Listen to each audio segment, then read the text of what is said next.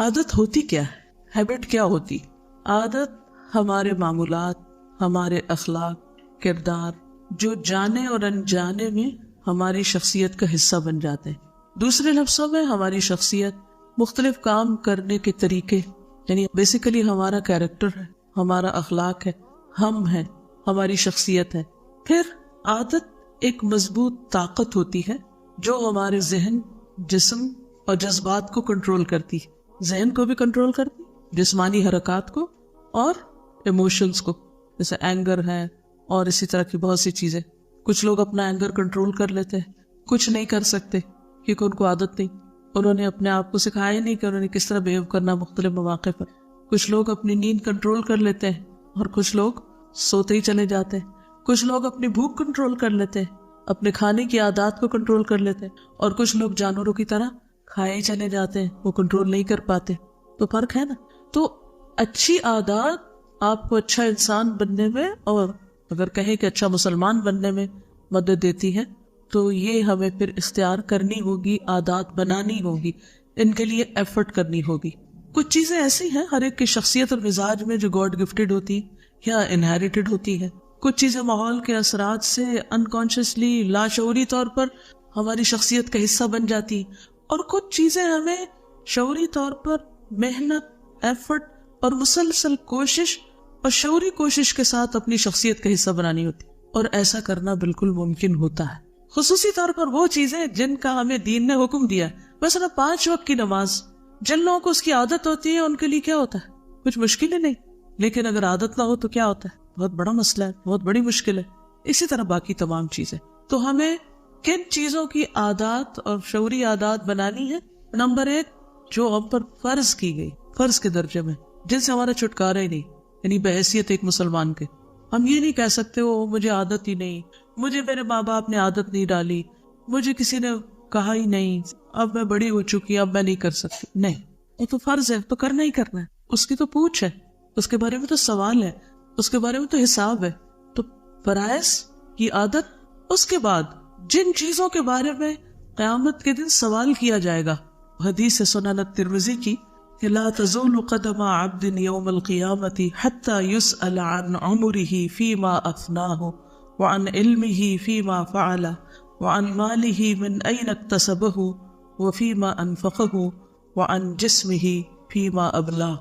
قیامت کے دن کسی شخص کے قدم اس وقت تک ہٹ نہ سکیں گے، ہل نہ سکے گا وہاں سے، یہاں تک کہ اس سے اس کی عمر کے بارے میں سوال نہ ہو جائے کہ زندگی کیسے گزاری، اور پھر اس نے اپنے حاصل کردہ علم پر عمل کتنا کیا، مال کہاں سے کمایا، کہاں خرچ کیا، اپنے جسم کو کن چیزوں میں پرانا کیا، اور دوسرے روایت میں خصوصاً جوانی کے بارے میں آتا ہے کہ جوانی میں اس کی ہیبٹس کیا تھی، کس کام میں لگایا، سب سے زیادہ کیا کیا اس میں۔ تو اس بارے میں ہمیں توجہ دینی ہے۔ تو کون سے وہ 5 سوال جو پوچھے جائیں گے؟ زندگی کہاں گزاری؟ تو گویا ہم نے پوری اپنی جو اوور آل زندگی ہے اس کو اسکرین کرنا ہے، اس کو دیکھنا ہے کہ کہاں گزر رہی ہے، اور صرف آج نہیں، کل بھی، پرسوں بھی۔ نمبر 2، جو علم حاصل کیا اس پر عمل کتنا کیا، سب چیز کو کور کر دیتا ہے۔ اگلا سوال کیا ہے؟ مال کہاں سے حاصل کیا، مال کے بارے میں ہمارا ایٹیٹیوڈ کیا ہے، حلال حرام کے بارے میں ہم کتنے کانشیس ہیں اور اس پر کتنی نظر ہے ہماری۔ اور اگر ہم سمجھتے ہیں کہ ہم محنت کا نہیں کھا رہے یا اپنے کام کے اوقات کو صحیح طور پر نہیں پورا کر رہے تو اس پر بھی توجہ کرنی۔ بعض لوگ سمجھتے ہیں کہ ہم قرآن پڑھ لیتے ہیں، حدیث پڑھ لیتے ہیں، ذکر کر لیتے ہیں، دعائیں پڑھ لیتے ہیں، اور بظاہر لوگوں سے بات چیت کر کے ان کو خوش کر لیتے ہیں، تو بس ہم بڑے اچھے مسلمان ہیں۔ لیکن وہ کام چور ہوتے ہیں، جو کام انہیں ملے، جو ڈیوٹی ملے، جو ذمہ داری ملے، جو اسائنمنٹ ملے، اس کو قطعاً پورا نہیں کرتے، نہ انہیں اس کی طرف کوئی توجہ ہوتی، نہ پرواہ ہوتی۔ وجوہات کچھ بھی ہو سکتی، سستی ہو، پروکاسٹینیشن ہو، ٹال مٹول کی عادت ہو، یا اس چیز کا اہمیت نہ دینا ہو، یا یہ کہ بس صرف عادت ہے بس کام نہ کرنے کی۔ لیکن بڑے خوش ہیں کہ ہم نے حجاب بھی کر لیا ہے، ذکر کی بھی عادت ہوگی، دعائیں بھی یاد ہوگی، صورتیں بھی یاد ہو گئی ہیں، نماز بھی اچھی ہوگی، مگر مال کے بارے میں کوئی پرواہ نہیں کہ ڈیوٹی ٹائم پر شروع کرتے ہیں یا اس میں ٹال مٹول کرتے ہیں، یا اس میں دل ہی نہیں لگتا اور ادھر ادھر باتیں کر کے وقت گزارتے ہیں، یا اینڈ ڈیوٹی ٹائم پر اپنے پرسنل کام کر رہے ہوتے ہیں جن کا کرنا غلط ہے۔ چونکہ ہم اپنے ایموشنز کو کنٹرول نہیں کر پاتے، ان سے اتنے اوور ویلمڈ ہو جاتے ہیں کہ ہم کہتے ہیں بس یہ زندگی موت کا مسئلہ ہے، کام وام سب چھوڑو، پہلے اپنے ایموشنز کو سیٹسفائی کرو۔ تو یہ بگڑی ہوئی آتے ہیں، غلط آتے ہیں، ہمیں اس وقت کیا کرنا ہے؟ کنٹرول کرنا ہے اپنے آپ کو. لیکن سیلف کنٹرول کی عادت ہی نہیں پڑی ہوئی, پتہ ہی نہیں اپنے اس اندر کے جانور کو کیسے سیدھا رکھنا ہے. لہٰذا کبھی کوئی چیز ہم پہ اثر انداز ہو جاتی, کبھی کوئی اثر انداز ہو جاتی, کبھی کسی کی تعریف ہو جاتی, کبھی کسی کی تنقید ہو جاتی, کبھی کوئی چیز ہمیں ڈسٹریکٹ کر دیتی, کبھی کوئی, کیونکہ کام کی عادت نہیں ہے, کام چور ہیں ہم, اور ہمیں خود بھی احساس بھی نہیں ہے کہ ہم کام چور لوگ ہیں. تو کام کی عادت ڈالنی, کہتے ہیں نا ہڈیوں میں کام نہیں پڑا.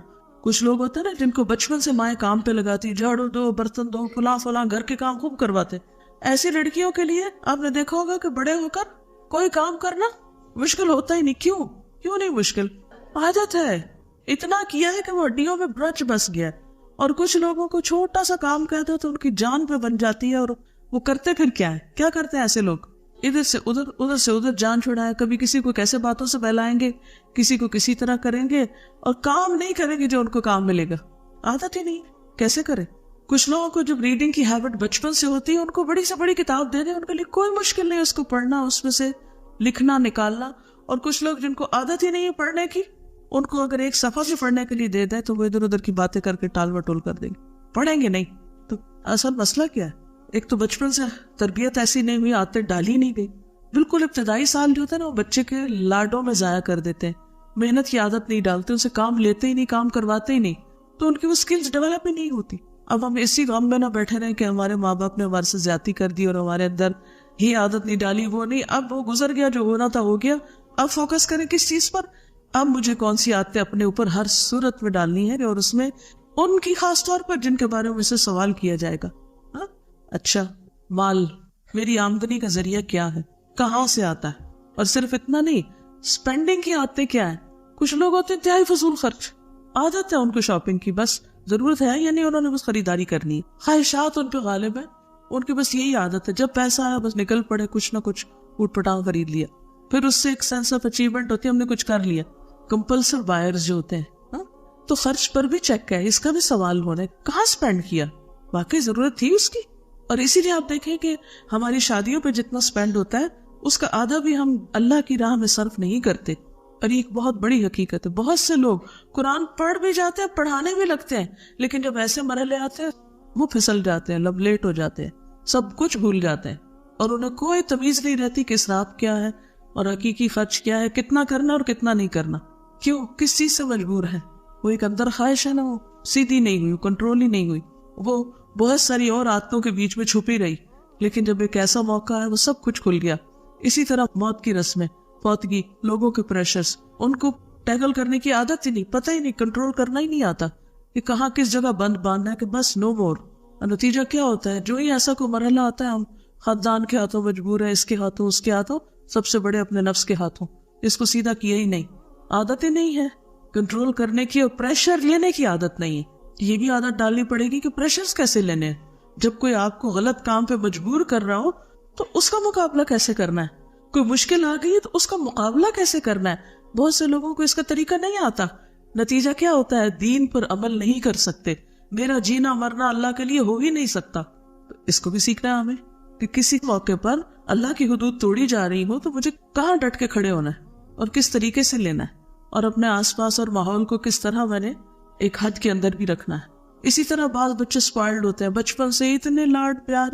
اب اس کا نقصان کیا ہے؟ جب بڑے ہوتے ہیں تو حالت کیا ہوتی ہے؟ اکیلے نہیں رہ سکتے, کوئی کام خود سے نہیں کر سکتے, اکیلے چلنا نہیں آتا, کسی سے بات کرنا نہیں آتی, کسی کو فیس کرنا نہیں آتا. اب کیا اسی طرح زندگی گزرے گی؟ ساری زندگی ٹمڈ اور شائع اور پیچھے ہی پیچھے, کچھ نہیں کرنا. دین کی خدمت کیسے ہوگی؟ اللہ کی بات آگے بڑھ کے کیسے کسی کو بتائیں گے؟ بات کرنے کے موقع پر حق کیسے بیان کر سکیں گے اگر اپنی اس عادت سے چھٹکارا نہ پایا؟ حیا اپنی جگہ ہوتی, لیکن یہ ٹمڈنس اور انڈر کانفیڈنس ہونا. تو ہمیں یہ بھی جاننا ہے ہمارے اندر کون سی اچھی عادتیں ہیں اور کون سی بری عادتیں ہیں. ان کا ایک ہمیں خود بہت ریئلسٹک انالیسس کرنا ہے.